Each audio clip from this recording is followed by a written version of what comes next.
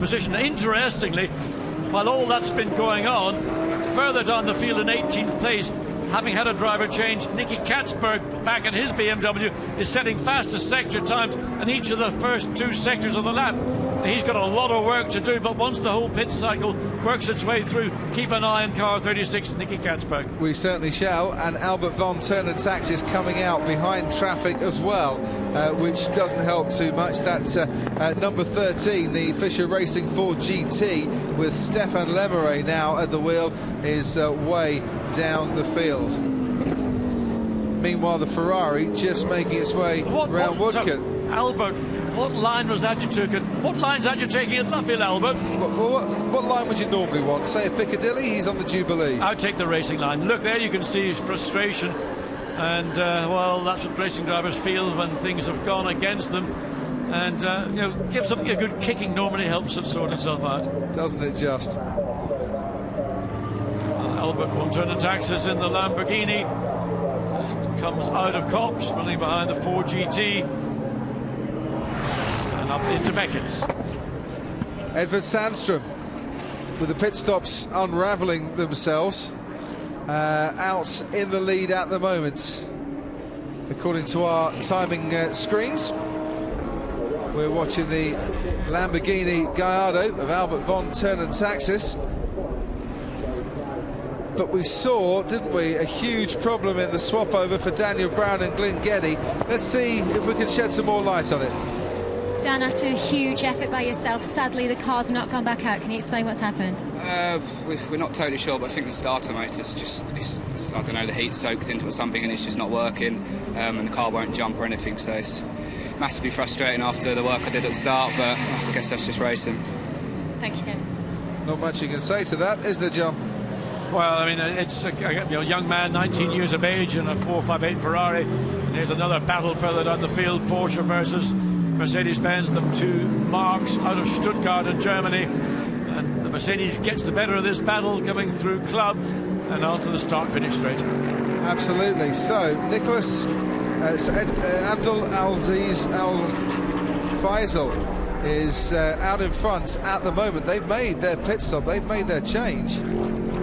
Or if they haven't made their change, we're waiting to see them come in. Actually, no, they haven't. They're diving into the pit lane right now. I was just wondering why car number 6 was still out in front. It's because they hadn't pitted yet, leaving it right to the last minute. Yes, and I mean, that's the option. You've got a 10-minute window in which you can opt to make your pit stops. They chose to make it at the very end. Edvard Sandström handing over to his co-driver Al Faiz to make sure that that car, when it re-enters the race, will be in a strong position. Well, hopefully they'll be running in second or third. Right, let's get some more info from the Reiter Engineering team down with Haley. Hans, there seems to have been an issue there in the pit stop. Can you explain what's happening? Oh yes, our pit timer didn't work, so we have a timing which tells us when we can leave the pit. The timer didn't work, so we could only guess in relation to the leading Ferrari when we have to leave the pits. I hope we were not too short. Possibly we are a few seconds too long in the pits for safety, so we really need to see. At the moment we don't know. Thank you. What a horrible position to be in there, John. And we saw, didn't we, exclamations from Nicholas Meyer-Melhoff as to, you know, what's going on? Can we go out? Can we not? We saw Melhoff trying to kick the concrete. They either were too quick or too slow. And there we see the BMW and having that driver change. But going back to the Lamborghini, Albert Turnentax also told us in practice he had a similar problem. He thought he was doing a good job because the information on the screen in the car said, "You're doing a good job." But that information lied to Al. He was very upset afterwards. Well, get a stopwatch, though, and just put a stopwatch on the time they come into the pits and the time they're ready to go back out again. Either way, our race leader... look at this, coming on. 3 cars almost abreast out of Club Corner. Absolutely fantastic. Led by the Mercedes-Benz. Second is the Mercedes-Benz, and right behind it is the Aston Martin. Not only had it 4 wheels off the racetrack, it was, 2 car widths off the racetrack in that little battle to complete another lap. Fabulous, fabulous stuff. Trying to work out the race leader for you. Francesco Castellacci should be out there in the Ferrari unheaded.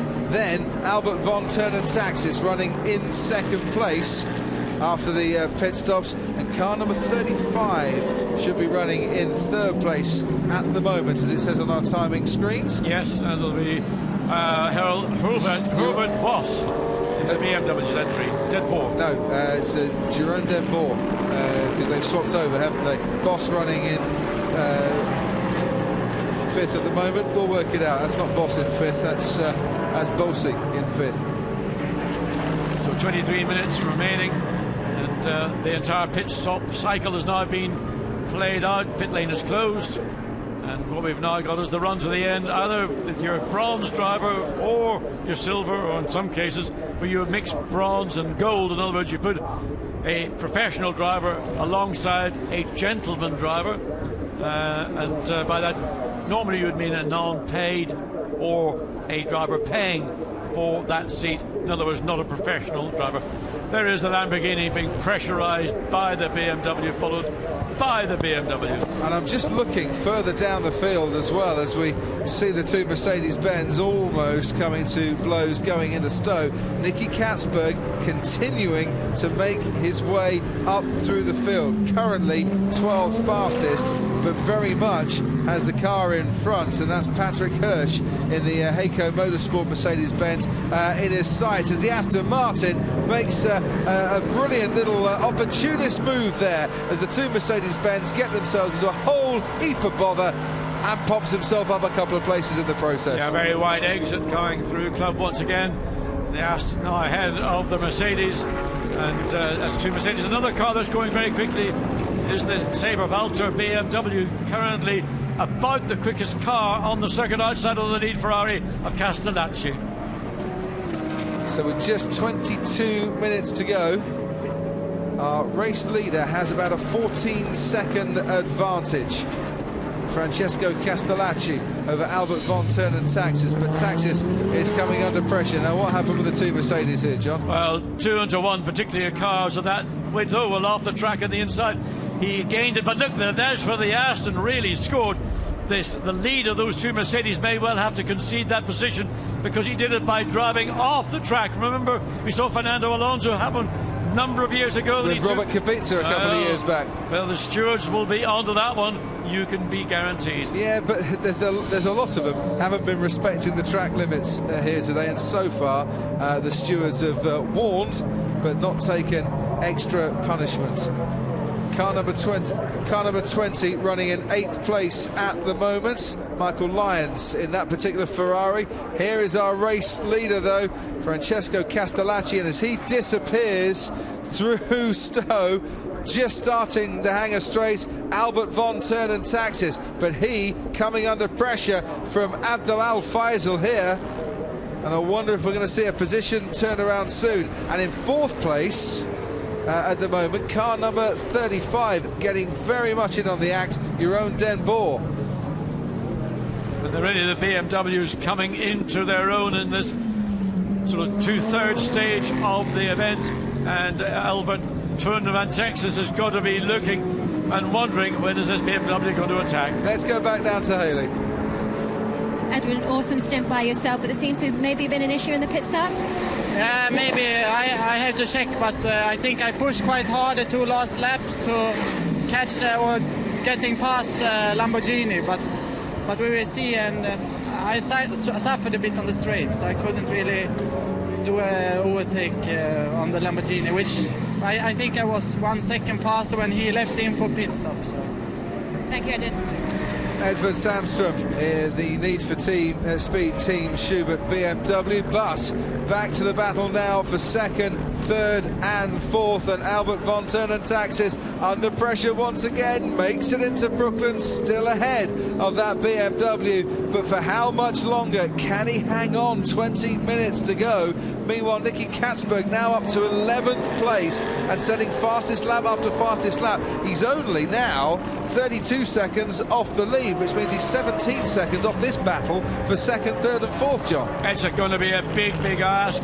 Personally, I don't think he's going to make it, but here's the battle really right now of the race between Albert Tourneman and Taxis in his Lamborghini Gallardo, 2-wheel drive, not 4-wheel drive as a normal road car, and then the BMW. And the BMW can run the Lamborghini down on bits of the racetrack. Other bits, von Turn and Taxis is able to consolidate his position, taking not the normal racing line. Look at the BMW coming on the exit of Beckett. 2 wheels right on the inside of the curb. Now drives onto Hanger Straight. Can he get the slipstream and run down the inside into corner before I run out of breath? Possibly not. Take a big deep breath, because he's just not getting close enough through Maggots and Beckett's to try and make that move down at the end of the Hanger Straight. He just needs a couple more car lengths for it. I think he needs a couple more cylinders, the V10 Lambo and the V8 BMW, but you can see under braking the BMW all over the rear. Remember, the Lamborghini's running a low downforce. That's part of the reason why he's able to stretch his straight line advantage, but in the corner and under the braking zones, the BMW is like that proverbial rash. Isn't it just, as round the final corner they swing. Our race leader has a 16-second gap at the moment, but the battle very much behind Francesco Castellacci, and it's between these two. Albert von Turnen Taxis, Prince Albert given a right royal going over at the moment by Abdulaziz Al Faisal on his birthday, the Saudi Arabian driver. Behind him, running in 4th place and but a few car lengths off this battle for 2nd and 3rd. Car number 35, Jeroen den Vos, he's there. Jeroen de Boer, I should say, he's there waiting to pounce as well.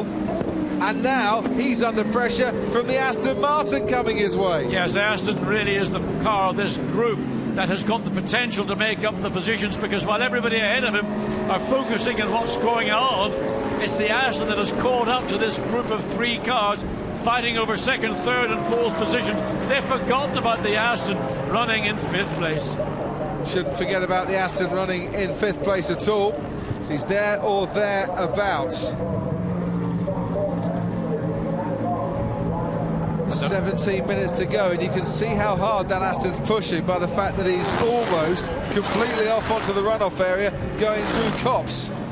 And again, a little bit of a break between the 3rd and 4th place cars, with the Aston just sort of, in parts of the track, the Aston can again do what the BMW does. It gets right, look, here we are on the straight, under the rear wing.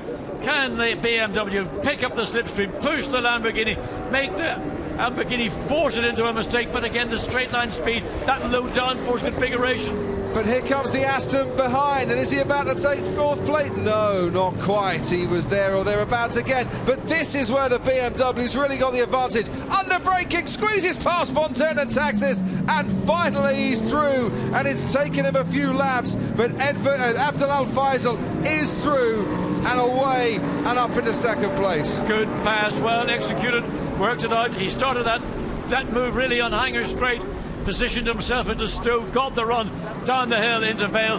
Once he's gone, he will be gone. And Albert Turnen Taxis, he can relax momentarily, but he's got another Z4 behind him, looking to launch himself up the inside, and it's being pressed by the Aston behind. Isn't he just? Albert von Turnen Taxis has no time to relax and switch off at all here, because Jeroen den Boer is now all over the back of him. Then car number 9, Maxime Martin, taking over from Gaël Lesoudier, and I tell you what, he's got a really good run out there down the Wellington Straight and down towards Brooklands on the inside under braking. No, he's got it. No, fantastic stuff. That was a done deal. Halfway down the straight, the Aston got in position. BMW is trying to come back and go the long way round. Luffield, you can get away with it, but really now the Aston has got control of the track. He knows what he's got to do. Mercedes now pressuring, catching up because of the compromise to the BMW. We've now got the Mercedes car number 3, Mike Paese, alongside into Copse. And there he goes on the inside into Copse, struggling away. Yes, he's managed to do it. So Mike Parisi's there, Brice Bossi down in 7th place at the moment in the other Mercedes, and position swapping, corner by corner, lap by lap. When they say you need eyes in the back of your head, now you know what we mean. You've got to keep ahead of what's on the track ahead of you. You need to look at your mirrors to be aware that you're not getting caught. You need good communication from your pits to tell you you're under pressure. Use your mirrors, use the racetrack to defend. Now the Lamborghini is being attacked and overtaken. Well, side by side down into Stowe. And I think that the tyres on the Lambo are suffering from that low downforce setup. Nicholas, he's absolutely bladdered. It's not an attack, that was a complete and utter surrender by Albert von Turnen Taxis, who at this rate might be lucky to hang on to the top 8. Still Ferrari lead through Francesco Castellacci. He just completed his 21st lap of this race. Then comes the battle that sees BMW in second, Aston Martin third, Lamborghini fourth, and then we have Mercedes-Benz, I think, coming in fifth. But Albert von Taxis just moving now from second down to fourth. Let's hear from his teammate Nicholas Meyer-Melnhof. Nicky, it's certainly a tense time in the team at the moment. What's going on with Albert out there? It's very difficult. I mean, now the quicker guys are in the car, and Albert is doing a very good job. At the first stint, we could really go the pace. The car was very excellent condition. I was fighting with Sandström. It was a very nice race, and now we are fighting, like, losing tire grip, and very tough out there, I think. But I hope we can stay up front and not go further back. Like, fingers crossed. Thank you. Mike Parisi almost shoving Albert von Taxis down the Wellington straight. He might want to try and go the long way round Luffield. Actually switches round to the inside. He's forced von Taxis to go wide. Brilliant piece of driving by Mike Parisi. Absolute classic bit of overtaking. You wrong foot the car ahead of you, then you get the position in the corner, and then you've taken control. And poor Albert von Taxis, who had thought there was a very good opportunity for a podium position for the Lamborghini Gallardo here this afternoon, is realising his dream isn't going to happen.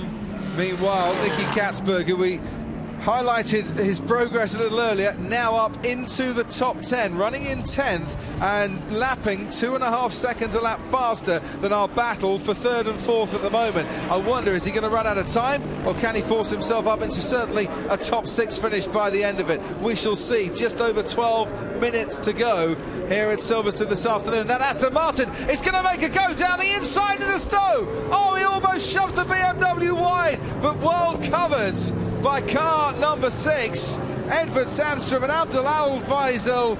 Well, Faisal actually in the cockpit at the moment, just managed to cover and hold on for second place. I thought the Aston was going to nip in on the inside. Well, you have to know when to be strong and have to know when to be defensive, and the Aston did the right thing, but they've shown their intent, and BMW in second place is under extreme pressure. You can see the gap, it's half a second.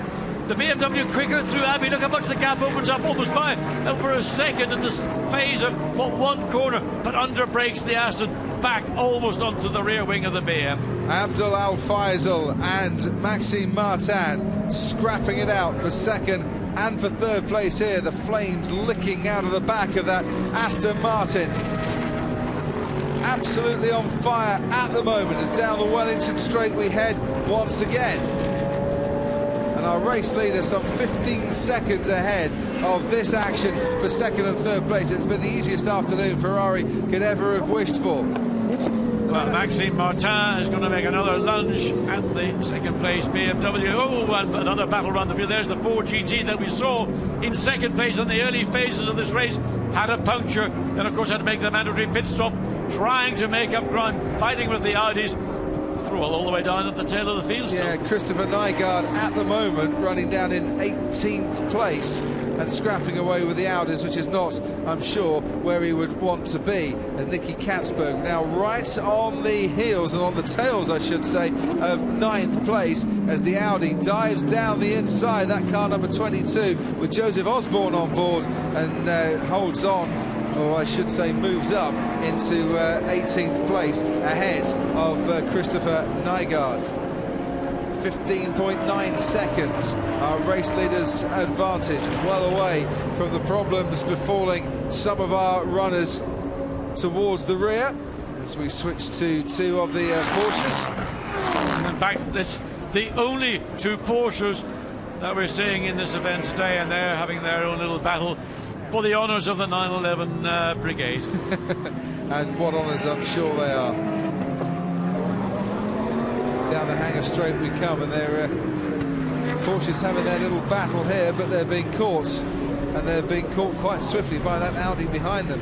Yeah, well, that's a battle of 14th to the 15th position, and in 16th place you've got that Audi number car 15, San Luc Racing. So it's a battle of, again, three individual cars, two Porsche, the one Audi, and Porsche will not want to concede. They're disappointed, no doubt, in the pace of these cars, but what's really happening is we're seeing with the Ferrari, the SLS Mercedes, the Z4 BMW, thoroughly modern GT3 cars really beginning to take over the lockout in these GT3 events. Now, just wondering if Nicky Katzberg hasn't got himself up into the top 9 here. It's just looking at the Ferrari that on the timing screens will tell you is running in 9th place. I don't think it is. I think Michael Lyons has just been overtaken. I said Katzberg was gaining on the top 10, but I think he's now up into 9th place. And this guy has been absolutely charging since the pit stop window through the field and absolutely slicing his way through the field. Albert von Turnentaxis now down in 5th. Might not stay there for much longer. He's coming under pressure from the BMW, from the car behind him. You can see there in 6th place, car number 35, Jerome Dembour in the BMW. So this is the battle that we've been watching with von Turnentaxis currently in 5th, then 6th, 7th and 8th just directly behind.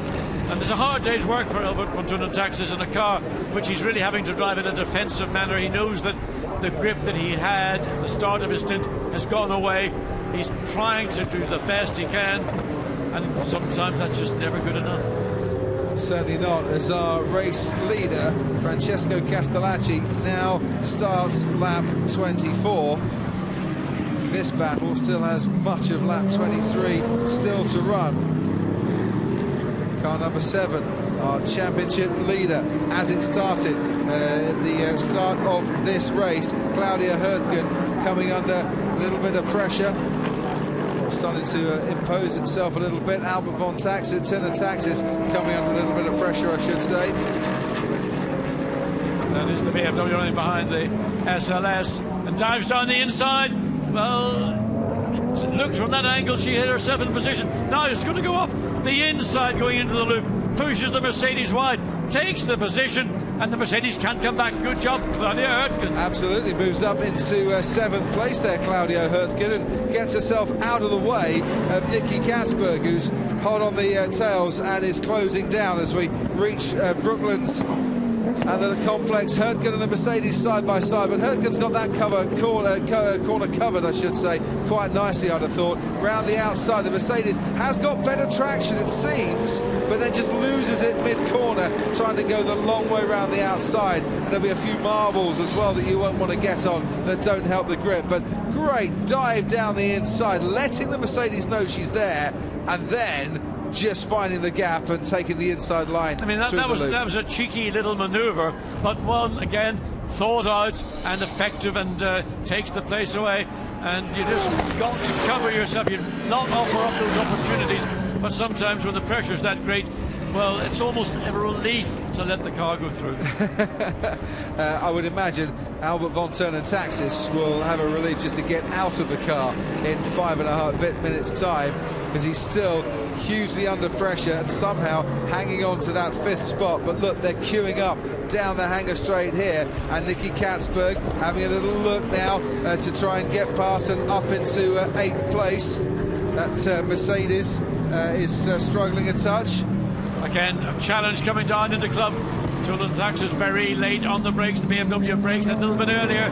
There's no chance to pass. The more important thing is the exit out of club. Get the car alongside. Well, I mean, I could have written the book. And you read it out very well indeed, because that was happening all the way, wasn't it, from the exit of that corner. Von Turnentaxis now down into 6th place. So Francesco Castellacci still leads this race. 2nd place, Maxime Martin in the Aston Martin. But the 12-second gap now of our leaders encountered problems, John, or just coasting in these closing stages? I think if you've got any sense, he is just taking it easy. He's under no pressure. All he has to do is ensure, unlike we've just seen running off track, that he doesn't let that 12.5-second gap evaporate in less than 5 minutes. Nicky Katzberg is up through and into 8th place, forcing his way up through the field as the cars ahead were kicking up a bit of dust. Von Turnentaxis now coming under pressure from Claudia Hurtgen in that BMW. And what's Hurtgen going to do here now? Same Round thing. Luffield just shunts Von Turnentaxis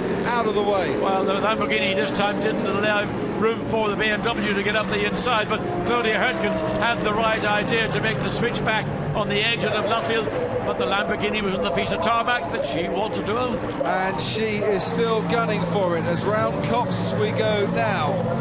Von Taxis, who was running second about 15 minutes ago, currently running in 6th place. Claudia Herdgen picking up vital points here after a poor qualifying performance.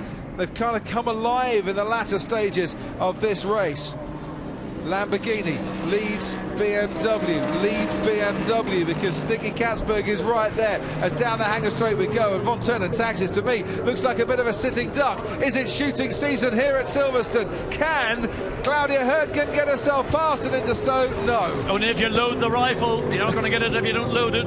Firing blanks, but there's now 3 cars going into Vale. This could end in tears or it could end in triumph. Herdgen goes wheeling down the inside late under braking, shoves her way past, but Von Taxis has the inside line now covered. But Nicky Katzberg is right there to strike while the iron's hot, and that's a fantastic piece of driving as he now moves himself up. Was 18th at one stage, now up into 6th place.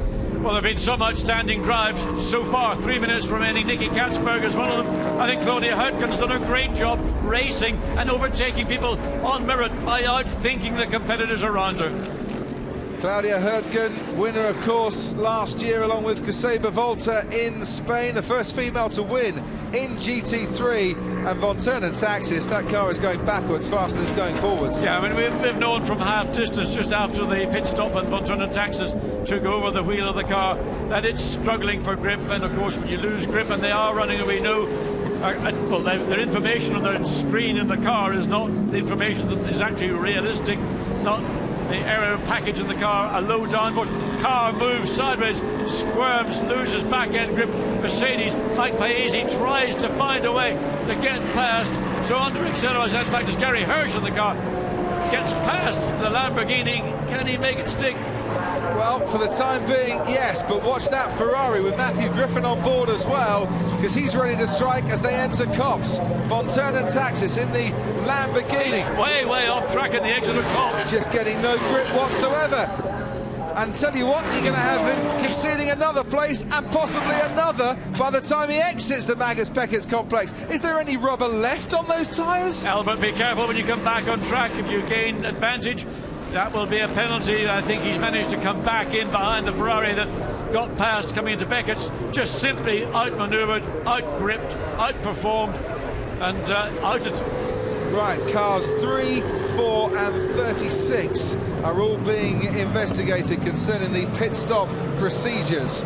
Flashing through from the stewards there. That means they exceeded the maximum or the minimum amount of time, and it is a gamble. You've got to do your calculations. We saw that in Portimao, I saw it in Portimao, and clearly it has afflicted a number of competitors here. And points competitors as well. That's affecting 3, 4 and 6 is 3, 4 and 36, I should say, affecting the Joachim Lambotti, Gary Hirsch Graf Racing as we enter the final lap, the Philip Giac and Mike Parisi Graf Racing, and also the BMW driven by Nicky Katzberg at the moment. So the stewards are having a little look into that. As we're on the final lap, it means absolutely nothing, those stewards' investigations, to this car here, the AF Corsa of Francesco Castellacci and Federico Leo. Leo started the race, zoomed off into the distance, and has never ever been headed. Castellacci has had an easy afternoon in the sun and the wind at Silverstone, leading the race. I waited for the checkered flag as they came across the start-finish line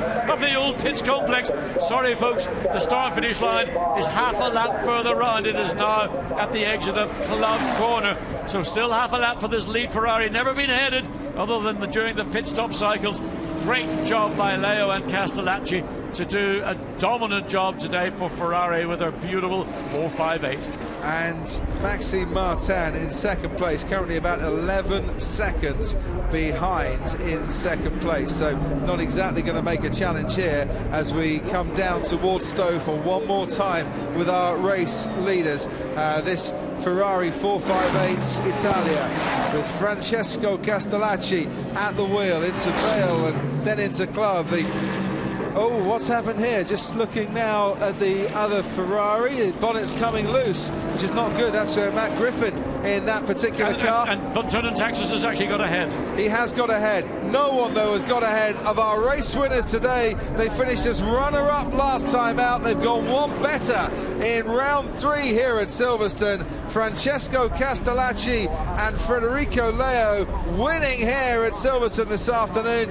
Maxime Martin comes home to claim second place, and then Mike Parisi forcing his way up into third place, and the stewards might be looking at that, but on the podium Parisi will stand there. Abdel Al Faisal coming home in fourth, and then you had a great battle with Kasema Valter and Claudio Herdgen just losing out in the end to car number 35, Jerome Denbour. Denbour snatches 5th, Herdgen snatches 6th, Nicky Katzberg snatches 7th, and they are still dueling and racing and shoving right the way down to the end here. After Katzberg comes Mike Griffin, and then car number 4 has more dirt and smoke and dust being kicked up on the end. Gary Hirsch coming home in 9th place and completing the points. That's a smoky old engine at the back there, completing the points. Car number 20, another of the Ferraris, Michael Lyons coming home in 10th place. But that's the Ferrari that will stand on top of the podium, John. And it was a scrap, a brilliant scrap, but all taking place far beyond the vision of our rear view mirrors of our Ferrari. That's another rear tyre, I think, deflation on the Ford GT, but clearly an absolute just demonstrative drive from Castellacci and Leo in the winning Ferrari, and really again that is that car, the 458 Italia, clearly the car of the series, and I'm sure other owners of other marques are going to be saying they've gotten a big advantage. It's not fair, but of course this is the only Ferrari that finished in the top 3. Maybe that's just because it's better run, better driven, better managed. Also, of course, had the plus 10 seconds for the mandatory pit stop duration as well. It just rubs more into the wound, as they would say. Yes, what wounds they are. It was an easy job once they got clear. Yes, I mean, there was a good start. They did the business, obviously, with the pole position. That made their task a lot easier. We were interested to see how the entire field would make it through the first 4 turns. For the first time, a start taking place at the exit of Club Corner. It was a clean start for everybody, but primarily for the pole sitter. And once he had that lead, he was able to control the field, but principally control his own pace. And won by a massive margin of 10.4 seconds in the end from Maxime Martin, who did well to move himself up from the 4th row of the grid.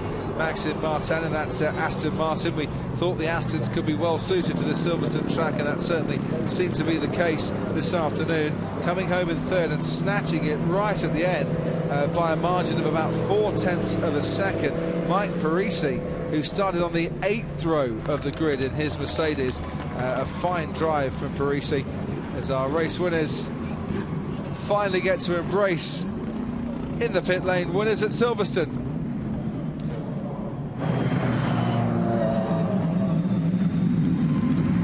Oh, sorry, now here come our race winners. I thought for one moment that was our race winners getting home first. Well, the winning car, the Castellacci Leo car, has come in really quite slowly, and whether they're just savouring the adulation and the applause around the circuit.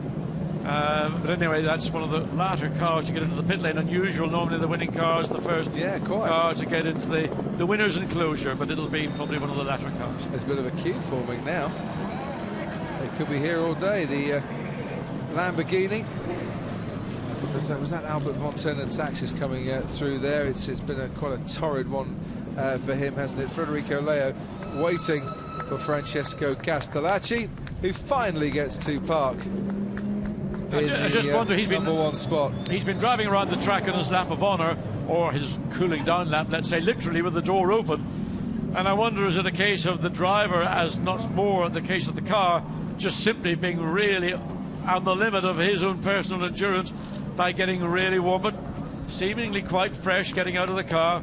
And delight from Federico Leo as Castellacci, Francesca Castellacci, gives the number 1 finger, and they are happy boys. Great drive, great car, great teamwork. And I would imagine they'll move themselves up now into the championship lead. We'll see the standings in a few moments' time.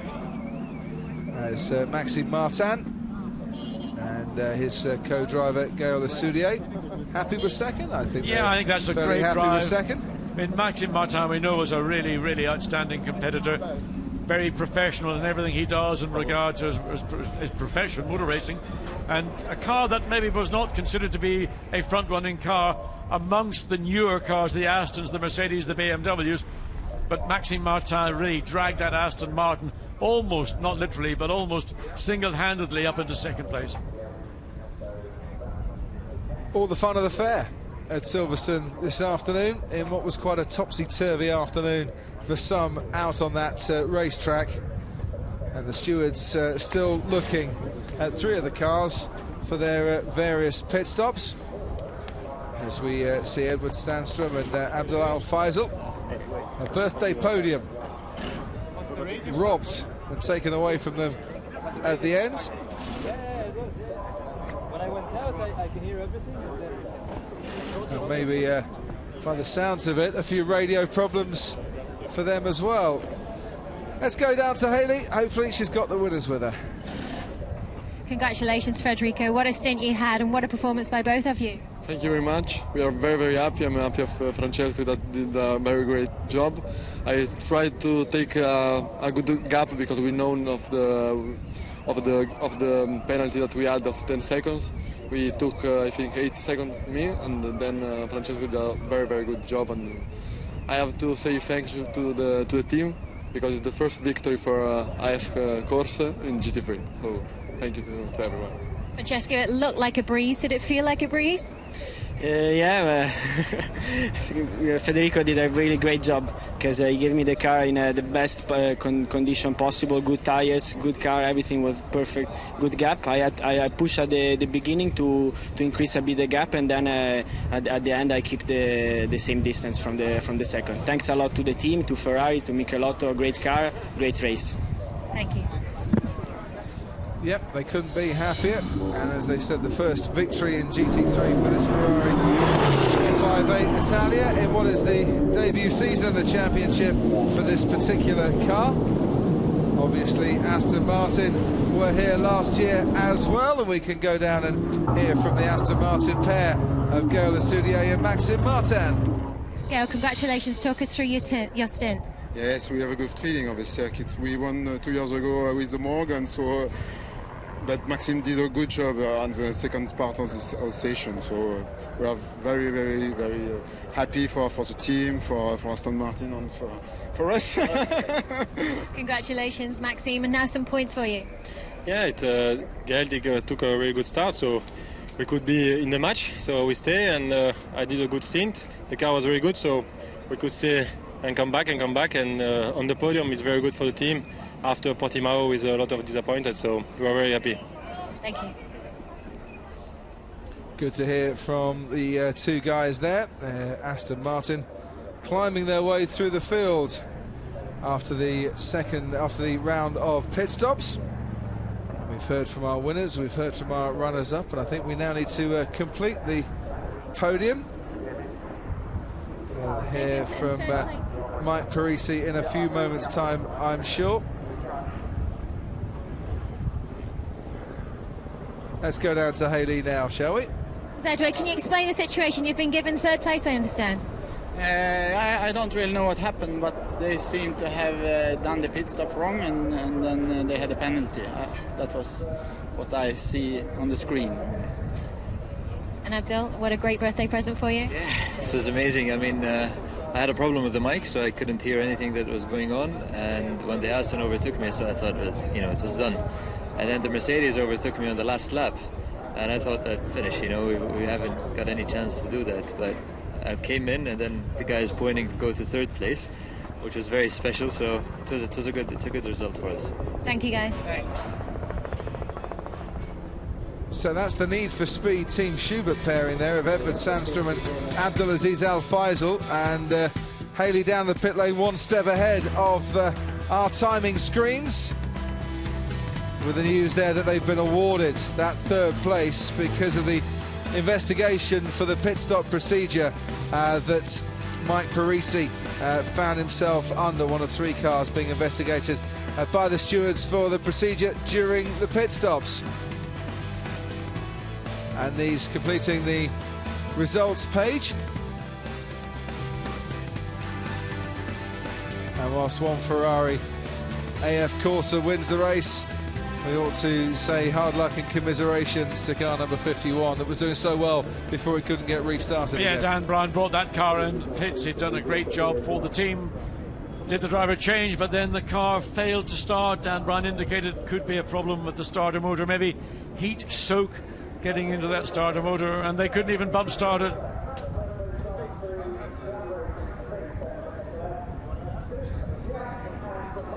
Well, news coming in now as we focus on the podium that actually the stewards have now given 3rd place back to Mike Parisi at Graf Racing and Philippe Giacche. Not quite sure what's gone on down there, but one team feels they've got 3rd, another team has now been given 3rd, and we wait to see where they all are. Yes, there they are. The Mike Parisi in the Mercedes SLS we saw on the road was 3rd, but we were aware that they were under investigation for exceeding the minimum amount of pit time that you're permitted, so that's why they were under investigation. A bit of confusion as to whether they were 3rd or 4th, but it appears they've been given 3rd place. I think that's the winning driver pairing. And here's the Italian national anthem.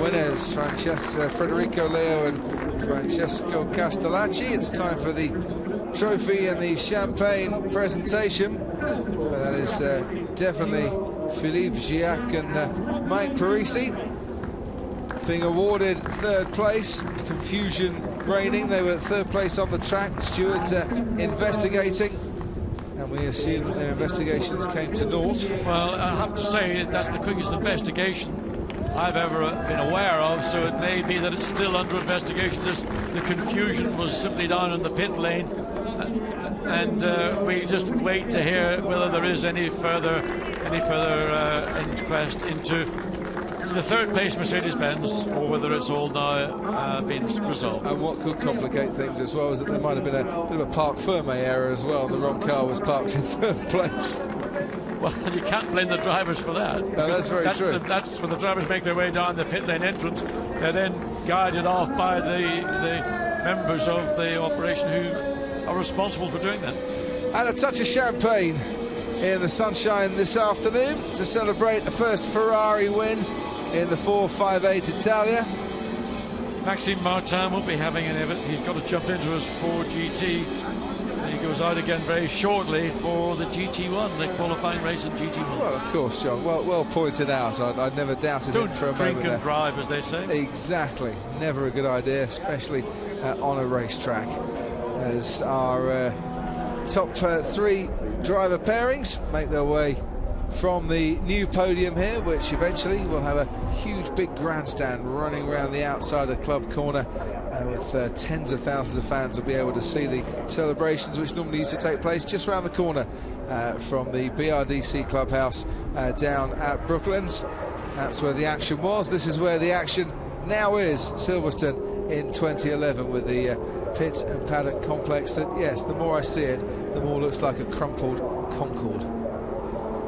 Well, it's a fantastic building. I'm going to have to come to the defence of it, but it is a modern architectural statement, and in fact there's a lot that could be done with it architecturally, photographically, Couldn't even have a photographic competition. Well, absolutely. We'll get our picture taken later, but this afternoon the picture perfect postcard belonged to Ferrari, and this AF Course Ferrari 458 Italia, winners of round 5 of the GT3 European Championship.